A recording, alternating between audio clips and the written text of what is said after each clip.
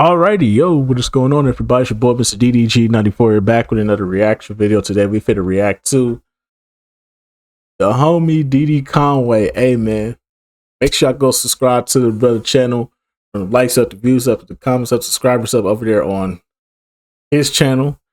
And yeah, man, you already know they show that love over here. We're gonna show that love right back. Without further ado, let's get right into it. This is the movie villain versus the real villain 14. All right, let's get it. What's up, y'all? It's DD Conway, and this is the movie villain versus the actual villain 14. This series will be dropping way more consistently in the future. I still have a list of new series that I want to get around to dropping and new ideas that I want to try with this channel, so stay tuned. If you have anything you'd like to see in the future, drop it in the comments below. Make sure you like, share, subscribe, and hit the hype button on this video. Let's get it. Smoking grits and selling chickens, call that painted living. It's Gucci. Lemons on the chain with the V cuts. Lemons on the Coming up first is one of my favorite live-action Disney movies. It's the movie Heavyweights. This movie made me want to get big as hell and go to fat camp. Chipmunks, download now! Is this with Is this with Keenan? This the fat camp with Keenan, right? Ain't that what this is? If I'm not mistaken. Here, get these salamis off my back. Hey yo. It really hurt. Hey yo. Think this. Oh, it's pretty nice, Nicholas, but Now, watching this movie, the new leader, Tony Perkins, is the biggest villain. He turned the fun fat camp into a military-style slim fast camp, where he was obsessed with making these catfish grease guzzling ass young niggas skinny. Okay, turn on the camera. Josh Birnbaum, step on up. Get on the scale, son. All right. Get off the scale. You fat fuck. Tony was wild as hell and the clear villain, but the true actual villains are the main character, Jerry's parents. Bro wasn't even that big, but they sat that man down intervention style to tell him, hey bro, you big as hell, we sending you to fat camp. Camp Hope is the fun way to lose weight. Right, guys? It's a fat camp! Are you crazy? No way! I'm not going to a camp with a bunch of fat loads. Can't stand fat hoes. I can't stand fat hoes. The dad was wrong because bro isn't that big. And it's crazy as hell to waste money to send a chubby kid to fat camp when you could have just told bro, hey, go play outside. You could kick this man outside, lock the door, tell him go run. Exactly. You know how disgusted with your child you gotta be. Exactly. All you gotta do is just kick him outside. That's what they did to us. Shit. That's what they did to us. It was like, no, take your ass outside. Go play. That's what they did with us. But nah, they don't do that no more. To debo him into a situation of him going to fat camp, that man daddy was slim fat. In the bud. I'm fine. This is a joke, right? You're fatter than I am. Why don't you go to the camp? Exactly. Flash of anger when someone tells you you got tits like a 40-year-old woman? Fat boy? Huh? And he was right. Bro daddy looked like he needed to fall off in that fat camp with his ass. A almost hairless Chewbacca looking at nigga. That man deserved it. They wanted to send this man to fat camp, but they bad built as hell. And he arguably ended up getting bigger from the camp. Excuse me?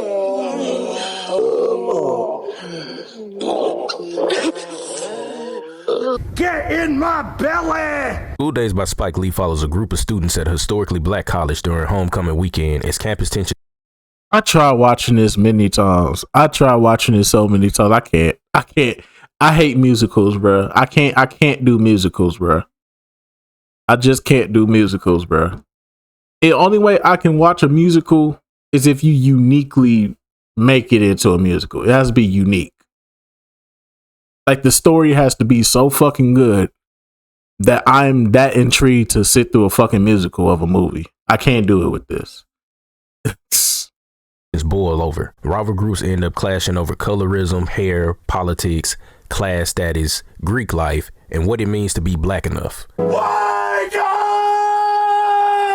Shut your bitch ass up. Now, when you watch this movie, there's technically no real villain, but it's a real example of us being our own downfall. The division in this movie comes from within inside the community more than anything. Now, we have to talk about the behaviors of three main characters specifically, and we'll start this off with Dap. I call him Super Duper Soul Power Negro #1. Julian, man, you're a simple, weak motherfucker, but that's besides the point. Listen, if you fuck Half Pint, I fuck you. Why are you gay? Hey, yo. Dap is a real villain because he was too invested in other people's decisions. Hey, yo. Almost to the point where he's expecting them to fall in line with his beliefs. I respect him because he's fighting for something real, but his approach turned him into the type of person who ends up hurting the people that he's trying to help. God, if you listen, help! If you watch, you'll see him be on Half Pint ass, always saying something to him about being online, always on his ass during the process. Even when it gets to the point where Dap's own girlfriend expresses interest in going Greek, he still has something to say. My thing is, as somebody that pledged, bro, let people do what they want to do. He should have been less judgmental and respected people's decision, especially in the movie. It's alluded to the fact that he was on Julian's line, but he ended up dropping. Well, something made you want to get on that line, something that you saw. Something made you want to join that organization. And although it didn't work out for you and you may see things differently, I don't think you should shit on the next person's dream. I don't think you should shit on the next person's decision, especially when they not doing that same thing to you. I always feel like that was a little hypocritical sometimes. You can't preach unity and you're feeling the division that you saying all these other orgs are causing. I say gamma, you say punk. Gamma, gamma. When I say gamma, you say punk. Gamma, gamma, gamma, gamma, gamma, gamma, gamma, gamma. He quite literally became the more conscious version of the man that he had the biggest beef with. And that's how I feel.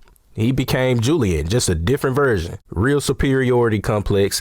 If you aren't super duper sold out like this man, then to him you sold out and he don't fuck with you. And always remember, my brother, one fish, Two fish, red fish, blue fish, knick-knack, paddywhack, give a dog a bone. 2000 party. Out of time, my bacon smelling fine. There will always be ways to get your message across, but I think Dap never worked on his approach with things. Then we have to talk about Half Pint. Half Pint is a villain because he let that whole process of becoming a Gamma Man own him. He didn't own the process. He let the letters wear him. He didn't wear the letters. The whole process brainwashed him and he fell for Julian whole spiel. I've been a virgin since 9th grade. Bullshit! You're a goddamn virgin! You ain't seen no parts of the pussy. Hey, yo! Yo, man, oh.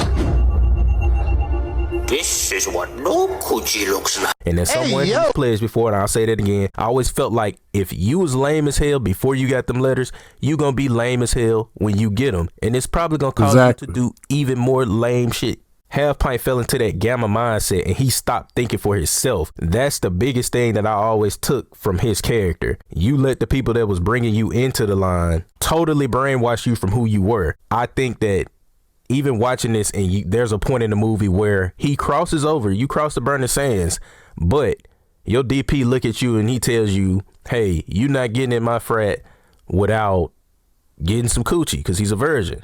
I haven't had no sex.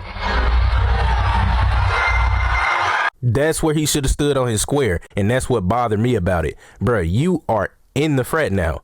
Y'all technically crossed. There's no more nothing, no more initiation, no more hazing, nothing that should be done at this point. Yes, you do have deference to the people that came before you, but at the same time, you a man first. I don't feel like another grown man should be able to look at you and be like, hey, if you don't get some coochie, you not getting in my frat. Brother, you already in there. That's where you stand on your square and you stick up for yourself as a man to tell that man no. And be cool with the outcome. Put them letters on and walk right clean past these folks. And what I mean by you was lame already, you gonna do even lamer shit? This right here.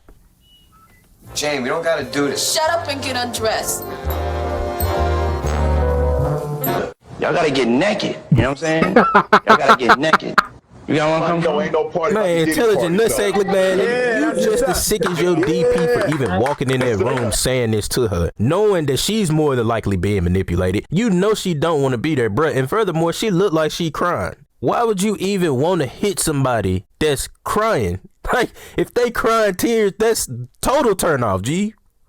You too freak ass, red ass, bug looking ass nigga. That's extremely desperate to even walk in that room. This is what I mean by being lame. If you was already getting it before that, bro, you wouldn't even needed to entertain this situation. I wouldn't have even entertained my DP if he put me in a situation like that. There's some things that you have to stand on your square and say no and be okay with it. Half Pint was easily influenced. Now we have to talk about the person I felt like was the biggest villain. Julian Big Brother Almighty, well-groomed chihuahua looking at nigga. He used power, status, and manipulation that helped to keep the campus divided. Even when you first meet him, it's him bringing his line to Dap's event, disrespectfully showing that he don't care at all. Fuck your couch, nigga. He used the Greek system and let it become more about control than it was about brotherhood. I can tell you, being in the frat, Julians do exist to this day. If you aren't their idea of cool elite, you're basically nothing to them. And that's across all the Divine Nine. It protects the image at all costs. I thought it was wild to watch this movie, and this man was hell bent on making Half Pint get some ass. Then how he treated his main girl was just beyond manipulative. This is when I was younger. I never understood how he was so comfortable just treating her like public transit. Real Matador shit. You raggedy bitch.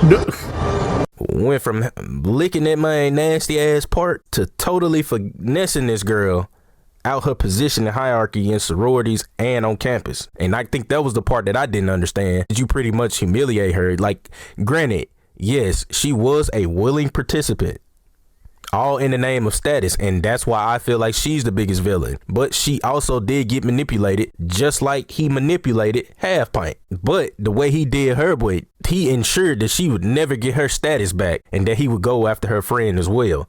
That was the part that I always just felt like was crazy, because it really wasn't warranted. Julian just created a climate of some of the worst behaviors. I still feel like he was someone that never got attention until he got in the frat. That's why he was on Half Pint ass, because he saw himself in them.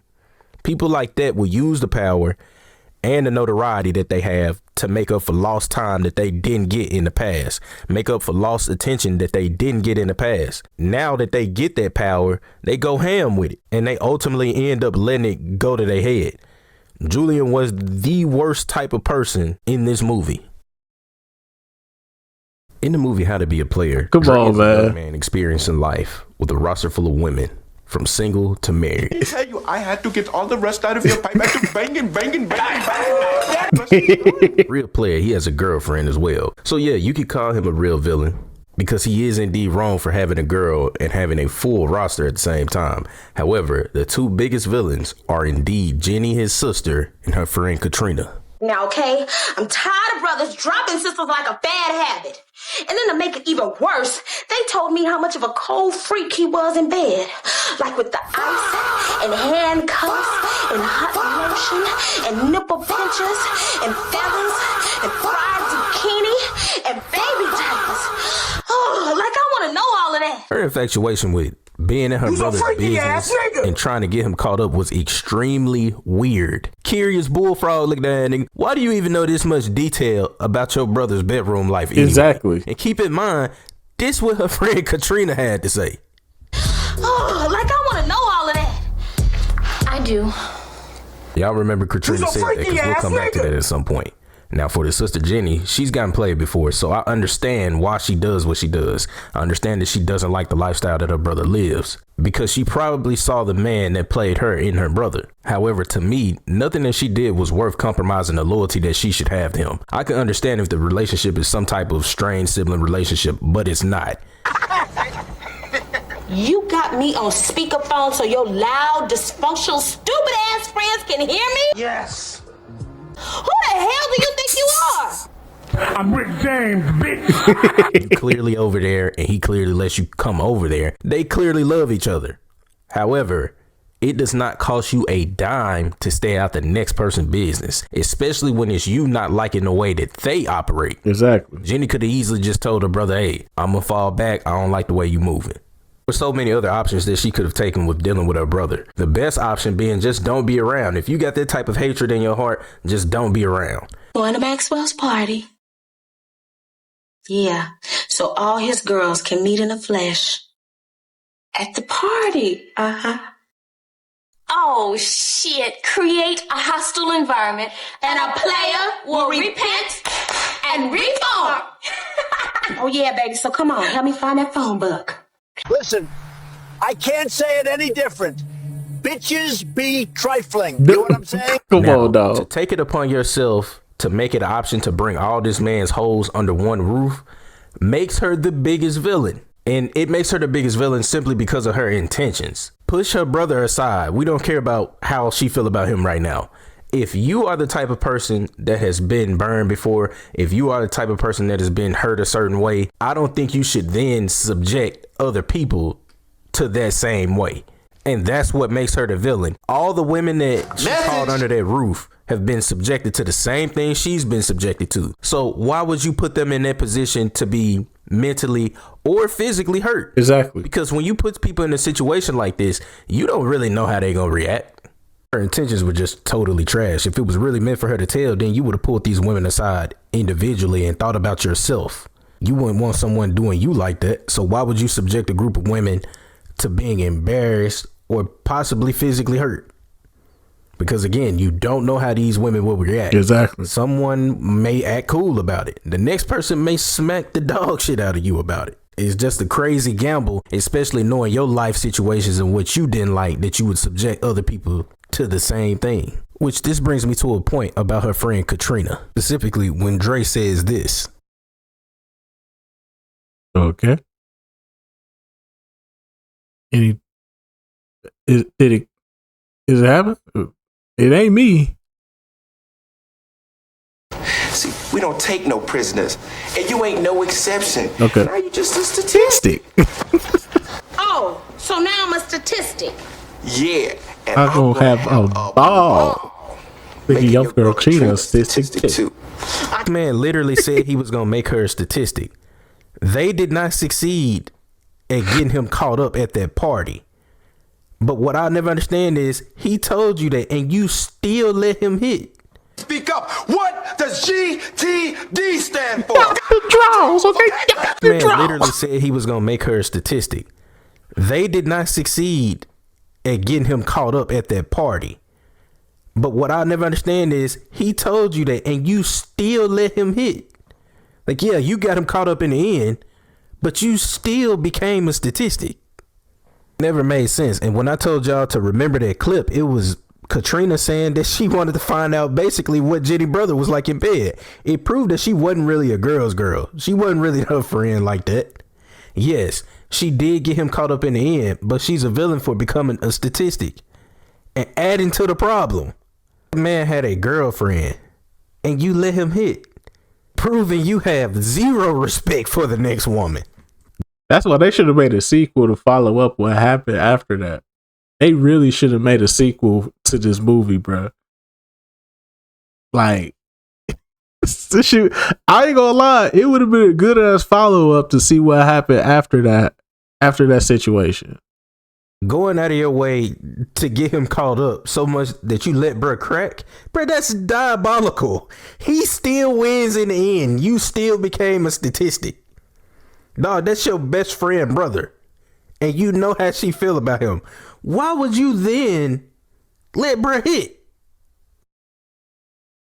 The movie No Good Deed has a very clear real villain in Idris Elba's character Colin. Dude is a psychotic menace from the start of the movie. Pretty much escapes prison, put 2 prison transport guards in a pack immediately, and from there he even proceeds to go see his fiance too, just to find out she had been playing the skin flute and laid her ass down too. While I'm in jail, you're sitting here having sex with this man, is that right? Why don't you just tell me the truth? I think I've seen this movie. I don't remember. We do it right here. I've probably seen this movie. He was a real villain for sure, but there are 3 other characters that we got to get his smoke to. And first up is the white lady that's Taraji P's best friend in here, Meg. When Crazy Colin shows up after his wreck, she ends up talking to this man alone, asking him a billion questions, and unfortunately, she asks all the right questions. Wrong time. Just never know what's going on behind closed doors. Is there something going on between you two? You two are having an affair. He hasn't told me because she doesn't think we're very close anymore.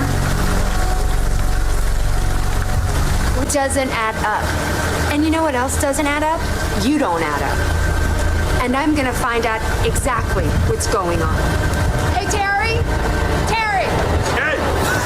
Ew. Don't ask. Don't ask. I said, don't ask. No questions.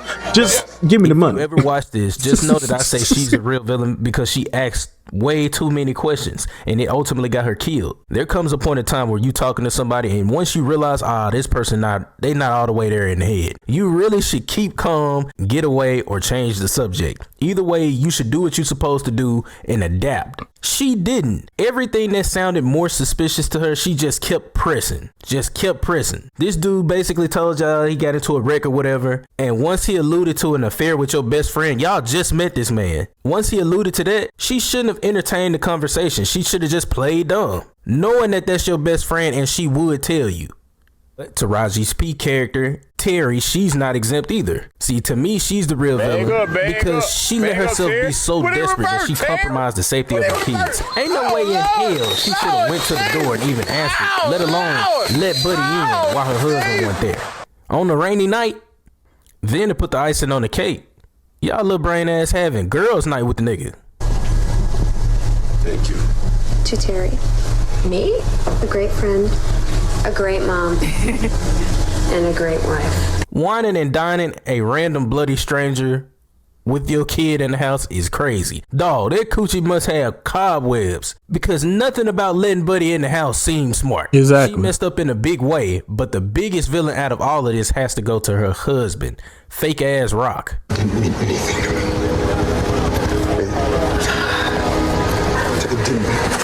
Damn. Well deserved slap. Put it in reverse. All of this is because of him. If he doesn't have an affair and ended up hitting crazy Colin's wife, none of this would happen. Smoking grits and selling chickens, call that. I ain't seen No Good Deed. I thought I saw it, then I was thinking of another movie. Yeah, I was thinking of another movie with who was in that shit? I forgot the name of it, but I think it was I want to say Regina Hall and fucking Morris Chestnut. Yeah, it was Regina Hall, Morris Chestnut. I think that was the movie. Yeah. It was that movie, and then it was another movie. It was another movie with Perfect Guy. That's the movie I'm thinking of with fucking Idris Elba and fucking I forgot who else was in that shit. I'm not Idris Elba, but fucking what's Michael Ealy. I got so many fucking names messed up, dog. But yeah, it might be on the docket one day. But we'll see. We'll see. But anyways, though, let's just go about do it for this one. Absolutely. Katrina and Jenny were the villains. I don't care what anybody says.